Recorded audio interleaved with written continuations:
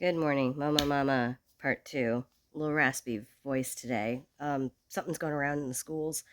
This is our moving declutter. So, um, you know that thing that they say when you're cleaning and decluttering, things will always look worse before they look better? When you're moving and decluttering at the same time, same thing. Just a couple of helpful hints that I've gotten from various decluttering personas on YouTube is that, for one thing, especially when you're moving, make decisions on what you're actually keeping before you move.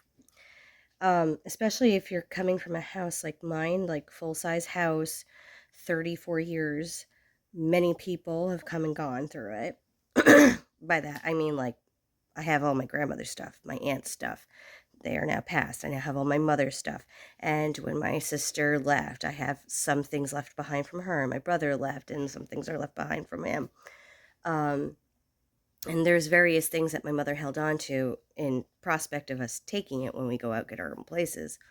So I have enough stuff to furnish probably 2 more houses. So we have to make decisions. This is 34 years of deferred decisions. That's what clutter is just non-decision making. Conscious, good, thought out decision making. So one of the things I've seen and read is always declutter and only pack those things that you really want to take with you. I'll show you why that definitely has to happen before in just a moment. So what I'm going to show you is I'm going to show you pictures I took for the guys that bought the house, which are kind of like the befores I started decluttering things. And then I'm going to show you what it looks like now and where I'm at. Okay. So there's a couple projects I was doing, which was getting some donations together and getting rid of my mom's clothes. So it can actually be donated to, I use Pick Up Please, and they donate to the Vietnam Veterans of America, military husband, so that anything that donates back to veterans is a big thing for me. Um, and I've also been working on the family room. So that's the farthest room in my house if when you first enter the door on the first level. And I had to clear off the dining room table and start using that because I'm using that to stage things, to take photos, to send to my siblings, and then they pick from those things what they want, and I put it in those bins like I've discussed previously. So let me get to that because I'm going to ramble on forever. So this is the family rooms before. You can see all the games and things all cluttered, everything in the shelves, the curio cabinet, and of course that china cabinet that's to my right. This was after we just got rid of the couch and the chair, and that's all we did. Here's what it looks like now. You can tell I've been organizing, pulling stuff out, figuring out what's coming and going. All the DVDs are in the corner. You can see all my bins are back there labeled, and stuff is going in there if people want to keep. But all the shelves are clear. The curio cabinet is clear. Oh my goodness. This china cabinet was loaded. This entire bottom section loaded. I emptied that out. I'll show you that in a second.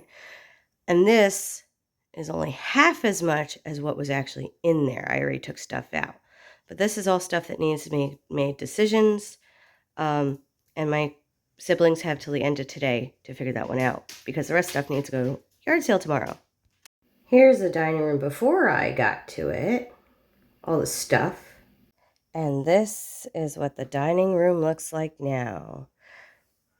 These are empty. I'm going to use those for like donations. These I need to go through. That needs to be relocated for now because I'm going to do linens and things at the very end. That's mine. And basically, out of all that stuff from the china cabinet, the curio cabinet, all that stuff. Oh, I don't know if I mentioned about the rocks and shells, but my mother also had a collection of milk glass. Some of it's faux, some of it's real, all valuable. My lord. Stuff that she had that never even came out of boxes. And this is just all stuff that was from the living room, from that china cabinet. Not living room, family room. That room I just showed you. So, but out of all that stuff, maybe only 3 pieces have been spoken for.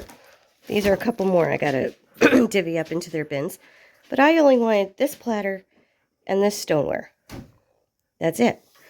So guys, keep in mind, as you collect things over the years, you might have all this gorgeous stuff and love it. I say that my mom was a dragon. But ultimately, how much of it is your family going to want to take with them? That, out of all that. And I have a whole house of this amount in sections. So keep that in mind. So to end the video, just a couple of side projects. My mother's plants. She loved plants. She loved houseplants. But none of us else know how to do plants, so I don't want them to die and wither. So I'm basically giving them away, adoption to free homes. So something else my mom was very keen about was seashells and rocks. And they were just in jars and things all over the place. Also these nice gemstones and things. Say hi, Millie. So as I still find them, kind of separating them out into what they are. Like these are all the same, but these are all the flat glass stones, and these are star-shaped or marbles, and oh my goodness, so many gemstones and rocks and shells. And then siblings are going to pick what they want, and we're going to make a rock garden with the rest.